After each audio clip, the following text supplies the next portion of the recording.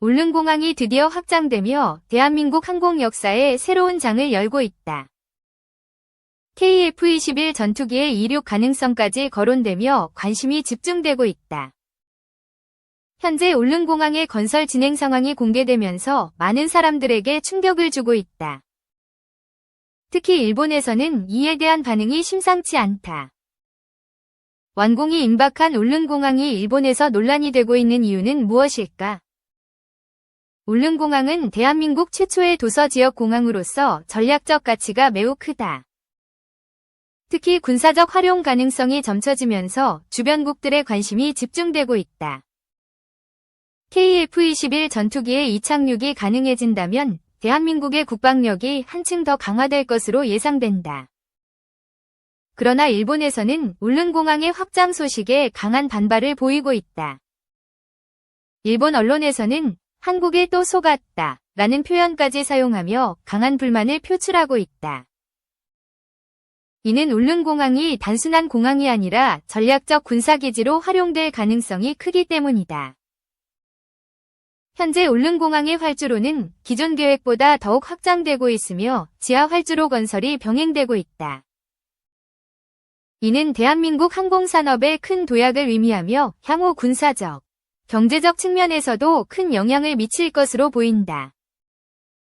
특히 KF-21 전투기의 이착륙이 가능할 경우 대한민국의 방위력이 더욱 강력해질 것이다. 울릉공항의 완공이 임박하면서 일본뿐만 아니라 주변국에서도 이에 대한 반응을 주시하고 있다. 대한민국이 항공 및 방위산업에서 빠르게 발전하며 글로벌 시장에서의 경쟁력을 강화하고 있음을 보여주는 사례이다. 앞으로 울릉공항이 어떤 역할을 하게 될지 귀추가 주목된다.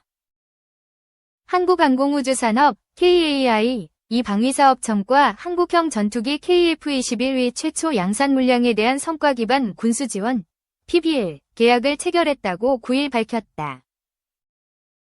총 1243억 원 규모로 2024년 12월부터 2027년 12월까지 3년간 진행된다.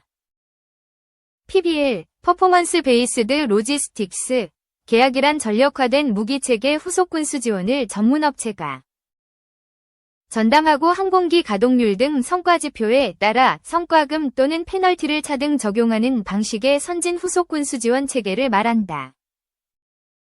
KAI는 이번 PBL 계약을 통해 KF-21 운영에 필요한 수리 부속을 선제적으로 확보하고 효율적인 정비 지원 체계를 구축할 계획이다. 이를 통해 항공기 가동률 향상, 운영 유지비 절감, 국가 항공 전력 강화를 실현할 것으로 기대되고 있다. 강구영 KAI 사장은 이번 계약으로 KAI는 국산 항공기의 개발부터 생산, 후속 지원까지 총괄하는 토탈솔루션 기업으로 자리매김했다고 밝히며 KF-21의 성공적 전력화를 위한 전폭적인 지원을 약속했다. KF-21은 2026년 체계 개발을 완료하고 같은 해부터 공군에 실전 배치될 예정이다. KAI는 이번 계약으로 PBL 사업의 라인업을 KF-21까지 확장했으며 향후 1,000대 이상 운영될 국산 항공기에 대해 지속적인 PBL 사업 확대를 추진하고 있다. 특히 필리핀 FA-50PH와의 PBL 계약 체결을 계기로 해외 수출 기종까지 후속 지원 영역을 넓히고 있어 글로벌 항공시장에서도 경쟁력을 강화하고 있다. KF-21의 시험 비행은 지난달 1000소티 무사고 비행을 기록하며 안정적으로 진행되고 있다. 전체 2000소티 목표의 절반을 넘어서며 개발 일정이 순조롭게 진행 중이다. 통상적으로 항공기의 후속 지원 비용은 획득 비용의 2에서 5배에 달하며 KF-21 PBL 사업 규모도 향후 30년간 약 5조 원에 이를 것으로 전망되고 있다. 2. 이슈 픽. 전쟁의 게임 체인저 된 드론. 1. 미국 트럼프 행정부에서 정부요율부 DOJ 수장을 맡은 일론 머스크는 미국의 비효율을 정리하겠다고 공언했다. 그는 F-35는 비싸고 복잡하며 모든 것을 조금씩 할 수 있지만 어느 것도 뛰어나게 잘하지 못한다. 며 Su-35 같은 유인 전투기를 만드는 멍청이들이 아직도 있다. 이제 공중전의 미래는 드론이다. 라는 내용의 글을 X9 트위터 계정에 올렸다. 현존 최강 전투기로 평가받는 록히드 마틴의 F-35의 대당 가격은 1억 달러를 상회한다. 세계에서 가장 강력한 스텔스 전투기로 향후 5천억 달러가 투입될 이 프로젝트에 찬물을 뿌린 머스크가 대안으로 생각하는 것은 엄청나게 싸지만 그 효용성을 속속 증명하고 있는 드론이다. 이 지난해 12월 17일 우크라이나군은 드론으로 북한군 약 100여 명을 공격했다며 그 영상을 공개했다. 북한군은 드론을 상대한 경험이 있는 러시아군처럼 몸을 낮추거나 엄폐하지 않고 마치 돌격작전을 하듯 서서 드론을 향해 소총을 발사했다. 우크라이나군 관계자는 쿠르스크 지역에서 북한군 격퇴라는 2분 45초 분량의 영상을 공개하며 비디오 게임의 가장 초보적인 단계를 하는 것 같았다고 밝혔다. 성원샷, 원킬로 상징되는 저격수의 개념이 바뀌고 있다. 미국 월스트리트저널은 우크라이나 드론 조종사인 29세 올렉사드로 다흐노에 관한 기사를 썼다. 학창시절 공부는 하지 않고 비디오 게임만 했다는 그는 드론을 조종해 1년 반 동안 러시아군 300여 명을 사살했다. 미국 역사상 최고의 스나이퍼 크리스 카일이 이라크전에서 사살한 약 230여 명보다 많은 숫자이다. 이는 특공무술을 연마하고 암벽을 타는 마초형 병사가 아닌 빠른 판단력, 예리한 눈, 그리고 민첩한 손놀림이 이제 최정예 병사의 조건이란 뜻이다. 드론의 사전적 의미는 수컷 꿀벌이다. 드론이 무인 항공기의 상징이 된 것은 드론의 프로펠러 소리가 마치 벌의 날갯짓과 흡사해서다. 드론의 역사는 꽤 길다. 이미 100여 년 전 드론은 제1차 세계대전 당시 군사용으로 개발되기 시작했다. 물론 초기의 드론은 조악했지만 그 이후 많은 국가와 기업들이 무인 비행체의 다목적 활용 필요성을 주목, 연구와 개발을 멈추지 않았다. 드론의 기본 형상인 4개의 프로펠러 형태를 처음 개발한 곳은 일본이다. 1980년대 말 일본의 장난감 헬리콥터는 약 3분간 비행이 가능했다. 무선 공중 촬영이 가능한 드론은 2010년 프랑스 페러사가 개발한 AR 드론이다. 이 드론은 모바일, 태블릿으로 조종이 가능했다. 드론 개발의 최초 목적은 군사용이었지만 드론이 가장 많이 활용된 것은 민간 부문이었다. 페러사의 드론이 드론 위 대명사가 된 것처럼 드론은 농업, 환경 감시, 정찰, 구조, 배송, 경비 등등 다양한 분야에서 쓰이고 있다. 그중 배송 분야는 획기적인 발전을 거듭하고 있다. 미국 아마존은 드론을 활용하여 30분 이내에 물품을 배송하는 아마존 프라임 에어 서비스를 개발했고, 구글은 드론 택배 서비스인 프로젝트 윙윙을, 그 밖에 DHL, UPS 등의 배송업체도 시범 및 실제 운영을 하고 있다.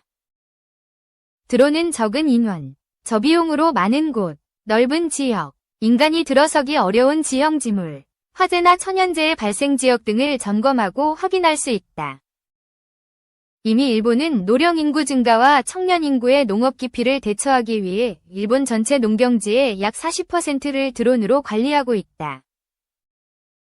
러시아 우크라이나 전쟁 이전에도 미국이나 이스라엘이 드론과 무인 항공기 등으로 중동이나 세계 분쟁 지역에서 정찰, 감시, 암살 작전에도 드론을 사용했지만 그가는 지역적이고 매우 특수한 작전 수단이었다. 하지만 러시아 우크라이나 전쟁에서 드론은 거의 게임 체인저로 그 역할이 격상되었다. 개전 초기, 전 세계는 러시아가 우크라이나를 한 달 안에 점령할 것으로 예상했다.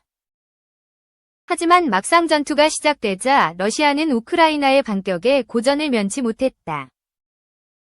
초창기 러시아의 최신 전차와 장갑차들이 벌판을 가로지르며 공격했지만 우크라이나군의 드론 공격에 속수무책으로 당했다.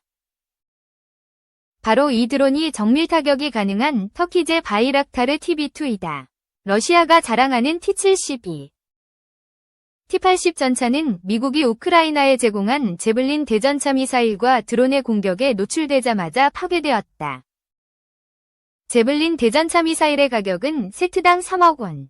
터키제 드론의 가격은 미상이지만 대충 1억 원 선으로 예상된다.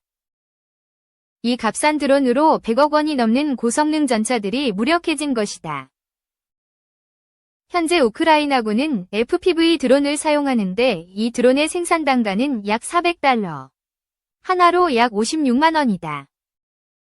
우크라이나 영토의 상당 부분이 러시아에 점령당했다.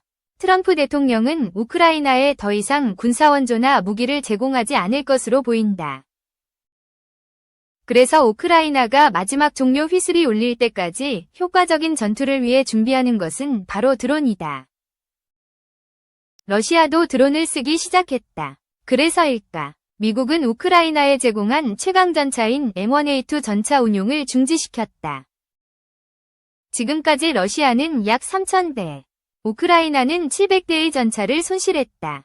현재 러시아 우크라이나 전쟁의 양상은 마치 휴전을 앞둔 6.25 당시와 비슷하다. 트럼프의 노골적인 전쟁 멈춤에 러시아, 우크라이나는 협상 테이블에 앉아야 하는 상황이다. 그 순간까지 단 1m의 땅이라도 더 전진하기 위해 온 힘을 쏟고 있다. 특히 우크라이나는 더 심각하다.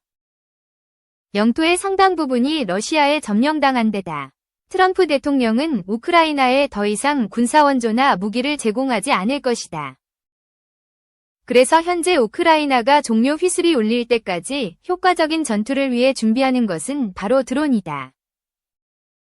젤렌스키 우크라이나 대통령은 군의 드론 시스템 부대를 창설하는 법령에 서명했다.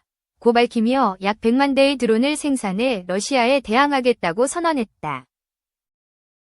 우크라이나로서는 장기전으로 가중되는 군비, 줄어드는 미국과 서방의 원조를 대체할 것은 드론뿐이라고 결정한 것이다. 현재 우크라이나 수도 키이우에 있는 드론 제조사 비리는 한 달에 약 6,000대의 자폭 드론을 생산하고 있다. 이 60만 원짜리 드론으로 수백 원의 러시아 첨단 무기에 맞서는 것이다. 러시아 역시 드론 생산과 수입에 온 힘을 쏟고 있다. 이처럼 두 나라가 드론 전쟁에 돌입한 것은 무엇보다 드론의 가성비가 압도적이기 때문이다. 드론은 현대전의 게임 체인저가 되었다.